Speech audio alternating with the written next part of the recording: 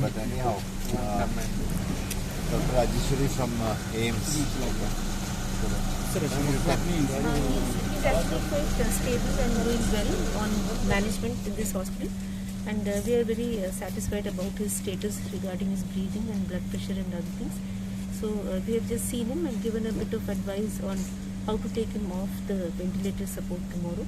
So tomorrow we'll take some more decisions regarding his management. As of now, he's quite stable. There is no need to shift him to Delhi. Not at all. Presently, there doesn't seem to be any need. He's been very well looked after here. We are quite happy with this. Okay doctor, आप गोवा में रहेगी तब तक कुछ दिनों के लिए या आप?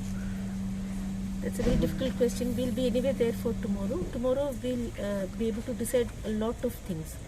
So we may not have to stay there continuously because the doctor team is here very good. So I think they can manage him very well. All parameters कैसे है? Everything is normal. Sure.